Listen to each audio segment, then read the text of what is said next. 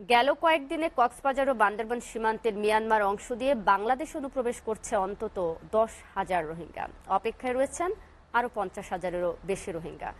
মিয়ানমারের সামরিক জান্তা ও বিদ্রোহী গোষ্ঠী আরাকান আর্মির মধ্যে সংঘর্ষ বৃদ্ধি পাওয়ায় বাংলাদেশের সীমান্ত সংলগ্ন রাখাইন রাজ্যে সহিংসতা বেড়েছে।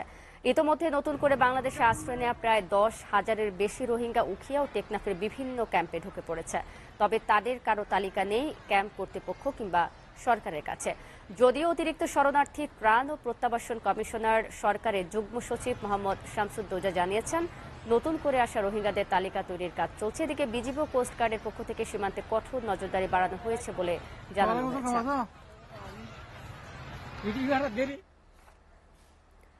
দর্শক, বিস্তারিত জানাতে কক্সবাজার থেকে আমাদের সঙ্গে সরাসরি যুক্ত হবেন সহকর্মী হাসান সুমন। সুমন, কি অবস্থা? রোহিঙ্গা অনুপ্রবেশ ঠেকাতে আসলে স্থানীয় প্রশাসন তারা কি ধরনের পদক্ষেপ আসলে নিয়েছে? শারমিন, রোহিঙ্গা অনুপ্রবেশ যাবৎকালেই কখনো ঠেকানো সম্ভব হয়নি। ফলে এই কক্সবাজারে এ পর্যন্ত প্রায় 17 থেকে 18 লাখেরও বেশি রোহিঙ্গা এখন অবস্থান করছে।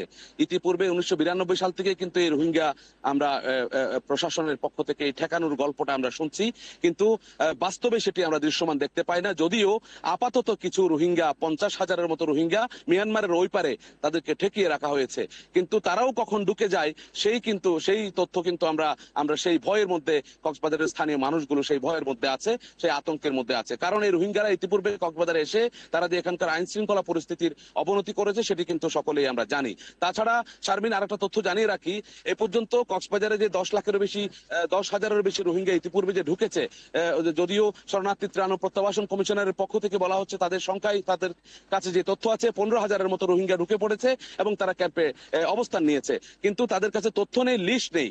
তারা বিভিন্ন আত্মীয় স্বজনের বাড়িতে ঢুকে পড়েছে, যদিও তাদের পক্ষ থেকে চেষ্টা করা হচ্ছে যারা নতুন এসেছে তাদের তালিকা তৈরি করার জন্য। আর প্রশাসনের যে তথ্যটি বলি, যে এই যে বঙ্গোপসাগর দেখতে পাচ্ছেন আপনি, এই সাগর পথে মেরিন ড্রাইভ হয়ে অনেক রোহিঙ্গা ক্যাম্পের মধ্যে ঢুকে পড়ছে। ট্রলার দিয়ে তারা আসছে, ঝুঁকি পথে আসছে। যদিও কোস্টগার্ড এবং নেভি সহ অন্যান্য যে আইন শৃঙ্খলা বাহিনী যারা সমুদ্র নিরাপত্তা দায়িত্বে আছে, তাদের প্রয়োজনের তুলনায় তারা কিন্তু অপ্রতুল সংখ্যাটি। যেহেতু কক্সবাজার থেকে যে দীর্ঘ মেরিন ড্রাইভ এবং দীর্ঘ সমুদ্র সৈকত, যে 120 কিলোমিটার সমুদ্র সৈকত, এই সমুদ্রের বিভিন্ন ফাঁক ফোকর দিয়ে তারা কিন্তু ঢুকে পড়ে। এই মিয়ানমার থেকে আশ্রিত যে রোহিঙ্গারা তারা বাংলাদেশে ঢুকে যাচ্ছে এবং তারা ক্যাম্পে আশ্রয় নিচ্ছে। এই যে বিজিবির পক্ষ থেকে তাদের যে স্থলভাগের মধ্যে যে সীমান্ত এলাকাগুলো আছে সেগুলো কিন্তু নিরাপত্তা নিশ্চিত করা হচ্ছে বলে আমাদেরকে বিজিবির পক্ষ থেকে জানানো হচ্ছে। তবুও তারপরেও বিভিন্ন জায়গা থেকে মিয়ানমারের এই যে রোহিঙ্গারা তারা বাংলাদেশে নির্যাতনের শিকার হয়ে তারা যে ঢুকে পড়ছে এবং ওই পারে যে নির্যাতনের বর্বরতা সেটি কিন্তু অব্যাহত রয়েছে। এবং আরাকান রাজ্যে যে ধ্বংসযজ্ঞ চলছে, সেই ধ্বংসযজ্ঞের খবরও কিন্তু আমরা পাচ্ছি। মাঝে মাঝে এখানে কক্সবাজার সীমান্তের মধ্যে, বান্দরবনের সীমান্তের মধ্যে আমরা এই গুলির আওয়াজ এবং বিভিন্ন বোমার আওয়াজ এগুলো আমরা শুনতে পাই। এই হচ্ছে কক্সবাজারের যে রোহিঙ্গা আগমনের, আবারও যে রোহিঙ্গা ঢলের যে একটি আশঙ্কা, সেই আশঙ্কার সর্বশেষ খবর। শারমিন, পরবর্তীতে আবারও আমরা অন্য কোনো তথ্য থাকলে আপনার মাধ্যমে আমরা দেশবাসীকে সেটা জানানোর চেষ্টা করব। শারমিন।